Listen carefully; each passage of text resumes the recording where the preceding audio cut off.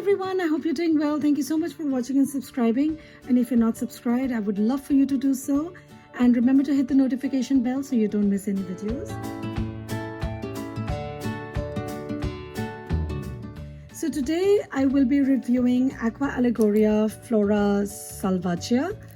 Now this one is a floral fragrance for women and it is a new fragrance. It was released this year in 2021. And this was created by Thierry Wasser and Delphine Yelk. The top notes of this fragrance are violet, wildflowers, watery notes and melon. Middle notes are solar notes, jasmine, orange blossom, and base notes are violet, iris, and white musk. I absolutely love the Aqua Allegoria bottles, and more than anything, I love the color of this liquid. I love purple. It's such a gorgeous color. And I'll admit that it was the color that was also a very big factor in me purchasing this blind. So let's move on to how it develops and wears on me. So the opening is quite alcoholic, quite synthetic for the first few seconds, maybe 5 to 10 seconds or so. And after that it settles, the alcohol disappears, and what I get is a lot of aquatic melony notes. I also get this really fuzzy flower smell. Smells like wildflowers. I mean, of course it has to, because this is Flora Salvaggia, which means wildflowers. And strangely enough, it also smells like the color of the liquid. It's cool and smells familiar. And it took me a while to figure out what it smells like, which I will get to. So the opening is quite soft, little sweet, quite green and floral and quite dewy.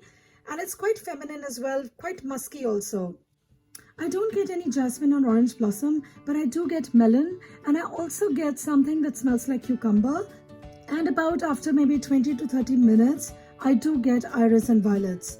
The violets I get are quite similar to another perfume from Guerlain, but they are not as sweet or as powdery. They're quite pretty in here, very delicate, quite light, very transparent, and a bit cool.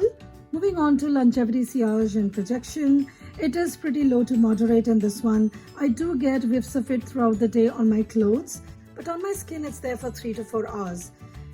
I do think this one makes a lovely springtime fragrance. It's cool, watery, dewy, and I think it will work really well on a hot day. And because it's so transparent, it won't get overwhelming. Like I said, the violets in here and the iris in here are not too powdery or too sweet.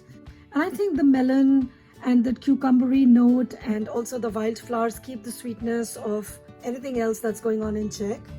So moving on to what it compares to, my son commented that this one smelled like Clorox wipes, the ones with cucumber. So that's not a good sign, but I assure you it's not as bad. I think he smelled it right when I had sprayed it when it's very alcoholic. But once it settles, to me it smells very familiar. And I was trying to recall what it smells like, and then it hit me that it smells like Jo Malone's Bluebell, Wild Bluebell, and it also smells like Insolence, which is the Guerlain fragrance I was talking about. And it's a very diluted mix of the two because it is quite watery and light, too light I think. Overall, I think it's an okay fragrance. It starts out quite synthetic and alcoholic and then turns into a Jo Malone Wild Bluebell and then ends up being a lighter, airier version of Insolence. So pretty much a Jo Malone Bluebell and Insolence mix, except that this is way more diluted. And the way the two fragrances work is, you have, at first you have the alcohol and all the synthetic stuff and the melon notes, and then I get Wild Bluebell. I also get some Insolence in the background, and as it develops, the Wild Bluebell goes down a little bit and Insolence comes through a bit more. They're both there throughout the fragrance, but the intensity varies depending on how long you've been wearing it. So it's more like Jo Malone Wild Bluebell for the first half, and then it leans more like Insolence as the violets and iris become more prominent. Personally, I don't care much for Wild Bluebell from Jo Malone. I did like it a long time ago, but now I find it to be very synthetic, very artificial.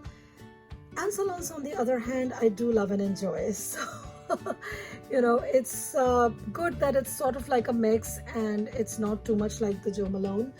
And now moving on to my recommendation, I do think that this one is better value for money than Jo Malone's Wild Bluebell. But if you don't like Jo Malone's Wild Bluebell like me, then just go for Insolence. That one definitely is much better value for money, at least now. But if that one is also too strong or too sweet for you, then perhaps this is the fragrance for you. As for me, I am not returning it. I will wear it and use it. I do enjoy it. It's not really my favorite from this line, but I don't dislike it so much that I have to return it. I definitely see myself wearing this in spring and summer. It is a nice, different, non-citrusy fragrance for summer, and I don't have a lot of those, so I am definitely keeping this one. And because it's Guerlain, it's blended quite well. Usually melon notes don't work very well on me. They tend to smell very bad and bitter sometimes, but it's done quite well in here. So for me, this is definitely a keeper. So that was it, guys. That was the review. Do let me know in the comments below if you're planning to get this fragrance or if you've already tried it. What do you think of it? Do give this video a thumbs up if you liked it and subscribe to my channel for more videos like these. Thank you again so much for watching. I will see you in my next video. Bye-bye.